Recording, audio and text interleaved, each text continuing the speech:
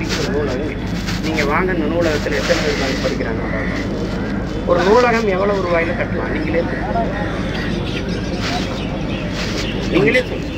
எத்தனை பேர் உட்காந்து படிப்பாங்க? ஒரு பெருநகரங்களில் 1000 பேர் படிப்பாங்க. ஒரு 3 கோடி செலவு கட்டிடுவாங்க. இல்லை 5 கோடி. அதுக்கு எதுக்கு 200 கோடி? அந்த கையில் பிடிக்கிறாங்க. பல வழக்கம் கண்ணாடியில் இருந்தால் தான் உள்ள படிப்பு வருமா? சொல்லுங்கள் நீங்கள். 540 கோடிக்கு கலையரங்காங்க மாதாவரிபுரத்தில் கட்டச்சொன்னது யார்? கட்டச்சொன்னது யார்? தண்ட செலவு, தேவையில்லாத செலவுகள் எவ்வளவு இந்த நாட்டில்? சொல்லுங்க. வீடு தேடி அரசு, அதுக்கு செஞ்ச விளம்பரையே எங்க வீடு தேடி இந்த அரசு வரல, போராடிட்டு இருக்காங்க இல்லை? அங்கேயும் அரசு வரல. உங்களுடன் ஸ்டாலின் போராடுற எங்களுடைய மக்களுடைய ஸ்டாலின் ஐயா வரல. போராடுற மக்களோடு ஏன் ஸ்டாலின் ஐயா வரல? உங்களுடன் ஸ்டாலின் அங்கேயே இல்லை, எங்களுடன் ஏன் வரல? இந்த கேள்வி யார்கிட்ட பதில்? யார்கிட்ட பதில்? தனியார் அல்லல, பொறுப்பா அல்லல. அரசு ஊழியராக இருந்தால் அரசு கேள்வி இருக்கும், மாநகராட்சி நடவடிக்கை எடுக்கணும், ஒரு பயம் இருக்கும். பேரிடர் காலங்களில் ஓடி வந்து அக்கறையாக குப்பை எல்லாம் தூய்மை. தனியார்த்து கொடுத்தா என்ன பண்ணுவோம்? என்ன பண்ணுவோம்? இப்போ எங்கள் மக்கள் போராடினா அவளை வெளியேற்றிட்டு வட இந்தியாவிலேருந்து இறக்குவான். அப்படிதான் நடந்துக்கிட்டு இருக்கு. இத்தனாயிரம் தொழிலாளியை வெளியேற்றிட்டு வட இந்தியாவிலேருந்து எடுப்பான். அவன் வந்து கொடுக்குறதான் கூலி. அவன் கொஞ்சம் பிரச்சனை பண்ணானா அவனை அனுப்பிட்டு வேற ஒரு பீகார்லேருந்து இறக்குறது விட்டு குஜராத்லேருந்து இறக்குவான், குஜராத்லேருந்து உத்தரப்பிரதேசிலேருந்து இறக்குவான். அதான் நடக்கும்.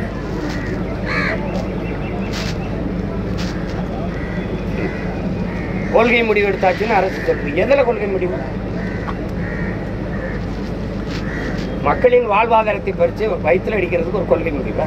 அவன் வேலையை பறிக்கிறதுக்கு ஒரு கொள்கை முடிவா? மக்களை குடிக்க வைக்கிறதுல கொள்கை முடிவு.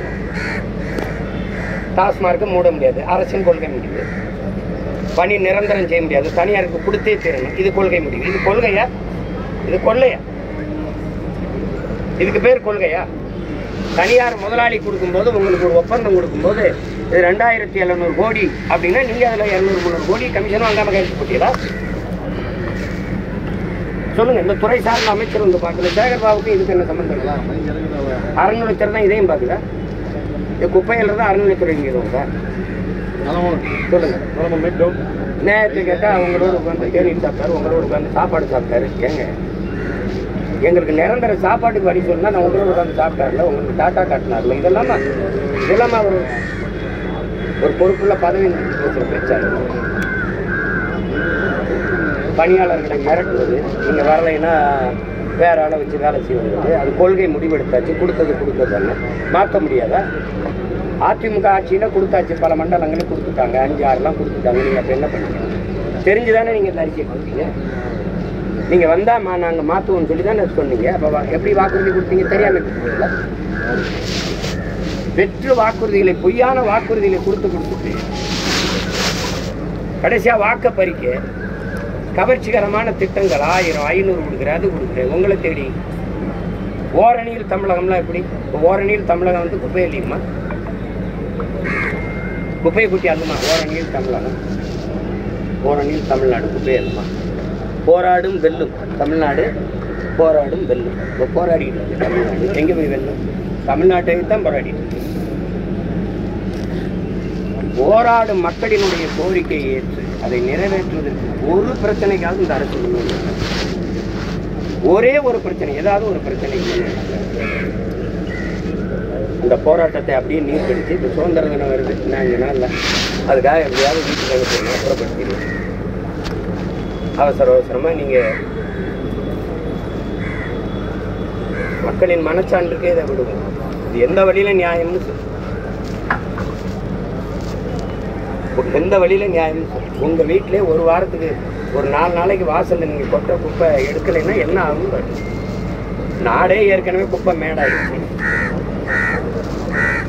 ஒரு அற்ப அரசு ஒரு பிளாஸ்டிக் பாலித்தீன், ஒரு நெகிழி குலைமத்தை தடை செய்ய முடியல. நாட்டை குப்பை மேடாகிறவர்களை தடை செய்ய முடியல.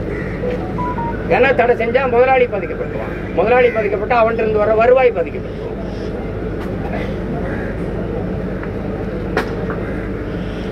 அவங்களுடைய கோரிக்கை மிக மிக நியாயமானது. அரசு அதை சரி சாய்க்கணும். பணி நிரந்தரம் கேட்குறாங்க, 23,000 ரூபா சம்பளம் வாங்குறாங்க, அதையே கொடுத்துருங்க. ஒன்றும் இல்லை, எங்களுக்கு பணி நிரந்தரம் கொடுங்கிறாங்க.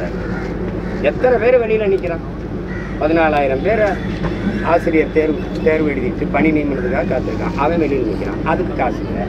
எல்லாமே ஒப்பந்த கூலியாக தான் எடுக்கிறீங்க. ஏன் நிரந்தர பணியாளரை ஆக்க முடியல அவங்களால? நிரந்தர பணியாளர் ஆக்குனா ஓய்வு வரும்போது அவனுக்கு ஓய்வூதியம் கொடுக்கணும். அதுக்கு காசு. இப்போ இதுக்கெல்லாம் எப்படி காசு வருது? மற்றதுக்கெல்லாம் எப்படி காசு வருது? இப்போ ஓரணியில் தமிழ்நாடுன்னு வீடு வீடுக்கு டிஃபன் பண்ணி கொடுக்குறது, வாட்ச் கொடுக்குறது, செல்ஃபோன் கொடுக்குறது, 1000 பணம் உரைக்கில் போட்டு கொடுக்குறது. காசு எங்கேருந்து தனியாக அடிச்சுட்டு இருக்கீங்களா? எங்கேருந்து வந்து இவ்வளவு அக்கறையாகவும் சிக்கனமாகவும் நிர்வாகம் செய்யலாம்? 10 லட்சம் கோடி கடன் கொண்டு போனீங்க. முன்னாள் நிதியமைச்சர் ஐயா பள்ளிவல் தியாகராஜன் சொல்றாரு, மின்துறையிலையும் போக்குவரத்து துறையும் 1 லட்சம் கோடி ஒவ்வொரு லட்சம் கோடி 1 லட்சம் கோடி 2 லட்சம் கோடி இழப்பு. இலவச பஸ் கேட்டோமா? நாங்கள் கேட்டோமா? அந்த கடலை காரணம் காட்டி முதலாளிகிட்ட கொடுத்துரும். தனியார் முதலாளிக்கு உனக்கு இழப்பில் வர்றது முதலாளிக்கு எப்படி லாபத்தில் போகுது? அரசுக்கு இழப்பில் போவது தனியார் முதலாளிக்கு எப்படி லாபத்தில் வருது? இப்போ கொஞ்சம் கொஞ்சமாக அதானி மீட்டர் ரீடிங், அதானி மின் கட்டணத்தை பதிவு எடுக்கிறது அதானிகிட்ட கொடுத்தாச்சு. பல இடங்கள்ல மீட்டர் இந்த ரீடிங் மீட்டர் மேலே அதானின்னு எழுதி அவன் தான் மின் உற்பத்தி செய்கிறான். சூரிய ஒளியில மின் தூங்கா காற்றாலை திருப்பி அவனே விண்டு மில்ல அவன் தானே போடுறான். இப்போ அவனே மின்சாரத்துக்கு விற்பான். ஒரு யூனிட் மின்சாரம் 10-15 ரூபாய்னாலும் நீ வாங்கித்தான். ஏன்னா இருட்டில் இருக்க முடியாது. மிக அத்தியாவசியமான ஒன்றாக மின்சாரம் மாறிவிட்ட போது அது தனியாற்ற கொடுத்தா அவன் தீர்மானிக்கிறதான வேலை. இந்த அரசு எவ்வளவு பெரிய குப்பை, வீசி போன நாரி போன குப்பைங்கிறது. குப்பை அள்ளி தூய்மைப்படுத்தின மக்களை குப்பை மாதிரி ரோட்ல கொட்டி வச்சிருக்கிறதே சாமி பார்த்துக்கிறீங்க. ஒரு கவனம் இல்லது, ஒரு கவனம். திமுக விளம்பரத்திற்காக அதிகமாக செலவு செய்வதோ ஒரு விமர்சனம் இருக்கு. விமர்சனமா உண்மையா?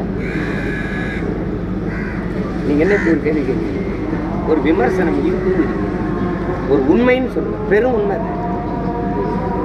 குடும்ப தலைவியருக்கு நான் உரிமை தொகை 1000 ரூபாய் கொடுப்பேங்கிறத செப்டம்பரில் கொடுப்போம்ன்றத ஜனவரியிலேருந்து விளம்பரம் சொன்னேன். இப்போ உங்களுடன் ஸ்டாலின், வீடு தேடி அரசு, இதெல்லாம் நீங்கள் நடந்து போகும்போது இந்த பெரிய பெரிய மெட்ரோ தூண்களில் நீங்கள் விளம்பரம் பார்ப்பீங்களா? அதுக்கு எவ்வளோ கோடி செலவு பண்ணியிருக்கீங்க? எவ்வளோ கோடி செலவு பண்ணியிருக்கீங்க? நான் முதல்வன் திட்டம், அது என்ன முதல்வன்? நான் முதல்வன் உச்சரிக்கும் போது ஒவ்வொருத்தனுக்கும் நான் முதல்வன் போ, நான் முதல்வன், நான் முதல்வன், நான் இது சேவை அரசியல் தெரியாது, செயல் அரசியல் தெரியாது. திராவிட கட்சிகள், இந்திய கட்சிகள் செய்தி அரசியல் மட்டும்தான் செய்யும். இது தேர்தல் அரசியல், கட்சி அரசியல் தான் செய்யும். மக்கள் அரசியல் செய்யாது, செய்யாது, செய்யாது. பெற்று வாக்குறுதிகளை கொடுத்து பசப்பிடிப்பு வார்த்தைகளை பேசி பேசி ஏமாற்று. காதிலேயே தேன்களை ஊற்றும். தேனை கணக்காக லிட்டர் கணக்காக தேனை காதிலே ஊற்றும். வாயில் ஒரு சொட்டு கூட வைக்கணும். இதுதான் இந்த ஆட்சி.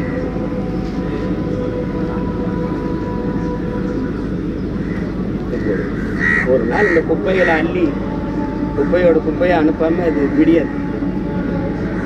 வேற ஏதாவது கேள்வி? உங்களுடன் ஸ்டாலின் என்று நடத்துகிறாங்கல்ல, அதில் ஏன் அதே இது தினம் தினமும் நடக்க மாட்டேங்குது அலுவலகங்களில்? இதுக்குன்னு ஒரு கேம்ப் தேவையா? நான் என்ன சொல்றது, அவர் தான் ஏன் நடக்க மாட்டேங்குது. நான் என்ன இப்போ எங்களுடன் முதல்வர் இல்லையே, நாங்கள் போராடிக்கிட்டு இருக்கோம். நேற்று போராடணும், அதுக்கு முன்னாடி போராடணும். எங்களுடன் முதல்வர், எங்களுக்கு ஒரு முதல்வர் இல்லையா? இந்த 10 நாளாக போராடிக்கிட்டு இருக்க மக்களுக்கு யார் முதல்வர்? யார் முதல்வர்? அந்த கட்டடத்துக்குள்ளே தான் போகிறாங்க மேயர் எல்லாம். அவங்க உட்காந்து பேசி என்ன பிரச்சனை வாங்க தீர்ப்பு இல்லையா? அப்படிதான் பேச்சுவார்த்தை நடந்துருக்கு. இந்த போராட்டம் மூலமா முதல்வருக்கு என்ன சொல்ல விரும்புறீங்க? நீங்கள் கொடுத்த வாக்குறுதியை நிறைவேற்றுங்க. நீங்கள் 2021 தேர்தலில் வென்று முதல்வர் ஆகிறதுக்கு முன்னாடி எதிர்கட்சி தலைவராக இருக்கும்போது நீங்கள் கொடுத்த அறிக்கை, நீங்கள் கொடுத்த வாக்குறுதியை நிறைவேற்றி எல்லாத்துலேயுமே புதுசாக இல்லை. பணி நிரந்தரம் கேட்டது, ஆசிரியர் கேட்டது, பகுதி நேர ஆசிரியர் நிரந்தரம் கேட்டது, சம வேலை சம ஊதியம் கேட்டது, எல்லாருக்கும் அவர் கொடுத்த வாக்குறுதியை நிறைவேற்றணும்னா சொல்லுங்கள். புதுசாக நாங்களாம் தேர்தல் ஆணையம் வாக்காளர் பட்டியல் தொடர்பாக ராகுல் காந்தி வைத்த குற்றச்சாட்டு நீங்கள் எப்படி பார்க்குறீங்க? அது சரிதான், இது சரிதானே. அவங்க தான் வலுவான ஆதாரங்களை கொஞ்சிட்டே இருக்குது. இதை நம்ம மறுக்க முடியாதுல்ல. அது அந்த நிலைமை நாடெங்களும் பரவறதுக்கு முன்னாடி மக்கள் விழிப்புக்கு இல்லைன்னா கஷ்டம். எங்களுக்கெல்லாம் இப்போ இந்த வட இந்தியர்கள் வாக்கு பெறுவதுன்றது நாடற்றவர்களாக நாங்கள் விரைவில் ஆக்கப்படுறாங்கிறது சான்று தான். அது ஒன்றும் பண்ண முடியாது. எதிர்த்து போராடி தான் காணப்படும். இந்த அதிகாரத்தில் இருக்கிறவங்க கவலைப்பட மாட்டாங்க. ஏன்னா தமிழர் அரசு அதிகாரம் தான் அதை பற்றி கவலைப்படும். திராவிடர் அரசு கவலைப்படாது. ஏன்னா அவங்களுக்கு அதை பற்றி கவலை கிடையாது. அவங்களுக்கு மொழி அழிவதோ, நிலம் வளம் கலவு போவதோ, மலை வெட்டப்படுவதோ, மணல் அழிக்கப்படுவதோ, நீர் உறிஞ்சப்படுவதோ, நீத்தேன் என்று நச்சு திட்டங்களால் நிலம் நஞ்சாவதோ, காற்று விஷமாவதோ, படிச்சுட்டு பிள்ளைகள் வேலை இல்லாமல் வெளியே நான் ஒரு கேள்வி இருக்கிறேன். படிக்க போகும்போது தமிழ் மகனுக்கு புதுமை பெண்ணுக்கு 1000 ரூபாய் படிச்சு நின்று 3 ஆண்டு படிச்சு பட்டம் பெற்று நின்ற பிறகு 1000 ரூபாய் யாரு கொடுக்கும்? படிச்சுட்டு வந்துட்டு 1000 ரூபாய் தானே. வேலை கொடுப்பீங்களா? கொடுத்துருந்தா 3500 இடத்துக்கு 13 லட்சம் பேர் என் வேலை தேர்வு எழுதுறா தமிழ்நாடு தேர்வாணையத்தில். அதுக்கு என்ன தீர்வு இருக்குது? அப்ப வாக்கை குறி வச்சே தான் நகர்றீங்க. மக்களின் வாழ்க்கையை பற்றி ஒரு நொடி கூட சிந்திக்கிறது, ஒரு துளியும் சிந்திக்கிறது, அதை பத்தி கவலையும் இல்லை. திரும்ப ஓட்டையே குறி வச்சு நகர்றீங்க. நாட்டை பத்தி கொஞ்சம் கூட கவலைப்பட மாட்டீங்க. கவலைப்பட்டிருந்தா இவ்வளவு பிரச்சனைகள் பெருகி நிக்காது இல்ல. கடைசியா குப்பை அல்ற மக்கள் வீதியில வந்து போராடுற அளவு கொண்டு வந்துட்டீங்க. சிரிக்குது, உலகம் சிரிக்கும். சிங்கப்பூர் இப்படிதான் பண்ணிக்கிட்டு இருக்கா உலக நாடுகள் எல்லாம். இங்க கேட்டா கியூபாவை காப்போம்னு முதல்வர் கம்யூனிஸ்ட் கட்சி இருக்கிற போராட்டத்துக்கு கியூபாவுக்கு என்ன பிரச்சனை? எதுவும் பிரச்சனையா? சொந்த நாட்டு மக்கள் போராடுற மக்களை காப்பாற்ற முடியல. கைது பண்ணிட்டு போறான். தினம் மீனவனை 14 பேர் 20 பேர். அதை தடுக்க முடியல. கடுதல் இதுக்கு காப்பல. கியூபாவை காக்க போற. நீங்க காப்பாற்ற போற கியூபா அப்படித்தான் வச்சிருக்கா. பள்ளிக்கூடத்தை தனியார் கொடுத்துருக்கா, கட்சியை மருத்துவத்தை தனியார் கொடுத்துருக்கா, போக்குவரத்தை தனியார் தான் நடத்துறானா? எல்லாவற்றையும் தன்னகத்தை வைத்து சிறந்த ஆட்சியை எப்படி கொடுக்க முடியுது? அவனால முடியும், உங்களால முடியாதா? ஒரே ஒரு வளம், வெறும் கரும்பை மட்டும் வச்சுக்கிட்டு செய்ய முடியுது. ஏன்னா அவனுக்கு கனவு இருக்குது. ஒரு வளமும் இல்லாத சிங்கப்பூர் இப்படித்தான் நிக்குதா? குப்பை என்ற வீதியில் வந்து நின்னா யார் வந்து போறான்னாங்க?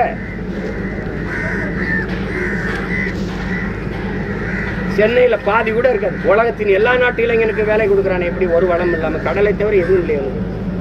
எப்படி கொடுக்குறான்?